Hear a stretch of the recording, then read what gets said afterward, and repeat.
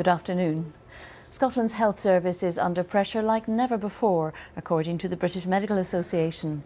The chair of the doctors' organisation in Scotland has warned that patients are suffering because of inadequate resources and staff shortages. The Scottish Government says it's provided record levels of funding and is planning further investment. Cameron Buttle reports.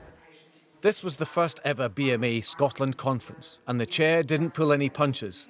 He said his colleagues were struggling every day and patient care was suffering. I just think about the day-to-day experience of doctors going home from work, often an hour or two after they were due to finish, and almost exclusively thinking about all of the things that we haven't been able to do that day, all of the ways in which it could have been better. It's very rare to go home with that feeling of today's been a good day at work.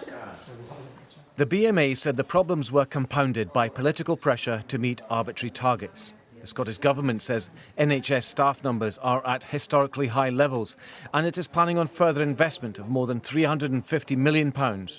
We've been working with the BMA to deliver, for example, a new GP contract, to employ more GPs and more people working in primary care, to take the pressure off of our hospitals and treat more people in the community. So as well as more money, it's also about changing the way we do things, and we agree with the BMA on that.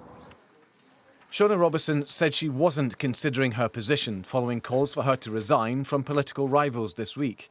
She said her department had ideas and plans to improve the health service and was getting on with the job. Cameron Buttle, reporting Scotland, Glasgow. The Liberal Democrat leader Sir Vince Cable has urged the SNP to back a further referendum on the terms of the Brexit deal. In his speech to the Scottish Party conference in Aviemore, he called for the SNP's support and he said the only way to put a halt on Brexit is through a people's vote. Here's our political editor, Brian Taylor.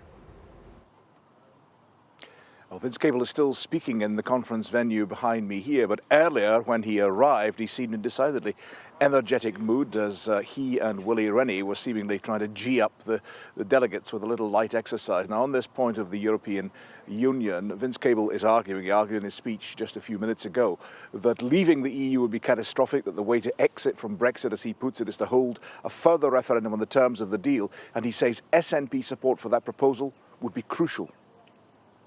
So far, they've made sympathetic noises, indication that they might support a referendum on the final deal, but they haven't come off the fence. But they need to, because Brexit can be stopped, and if we work together, we can stop it. Now, in response, the SNP say they're willing to look at this proposal. Indeed, they say there may be, at some point, a compelling case for it, but right now they are not convinced. On to football, and Hibs denied Celtic the chance of taking the Premiership title, beating them 2-1 at Easter Road. Substitute Vinka Slivka headed in after the break from a Canberra cross after Jamie McLaren had opened for the home side.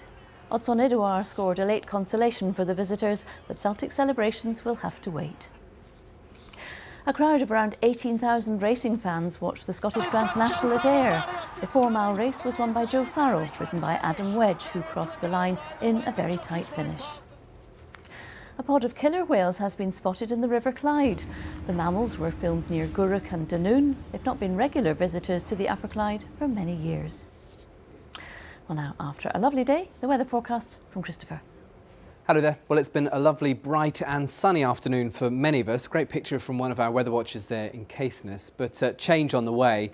We could see a few sharp showers just pushing in through the borders, perhaps thundery for a time, and a glancing blow for the east coast. Elsewhere, the thicker cloud we've had across the Hebrides today starting to edge eastwards. So not as cold as last night, but chilly at times. Sunday, well, it starts dry and bright for many, but the cloudier skies in the west will move east to reach all parts, and there'll be some outbreaks of rain as the weather front arrives. Always heaviest and most persistent in the west, and then moving north towards Inverness and the Northern Isles. Temperatures down on today, afternoon highs of 12 to 14 Celsius, driest and brightest generally in the east and south. And then late afternoon into the evening, a second pulse of wet weather pushing in through Argyll and heading north. That's the forecast for now. Christopher, thank you. And that's all from Reporting Scotland for now. Gordon Brewer will be back with Sunday Politics Scotland later than usual from 10 to 3 tomorrow afternoon after the London Marathon. There's more news, sport and weather from us at 6:20. From everyone here, enjoy the rest of your day. Bye for now.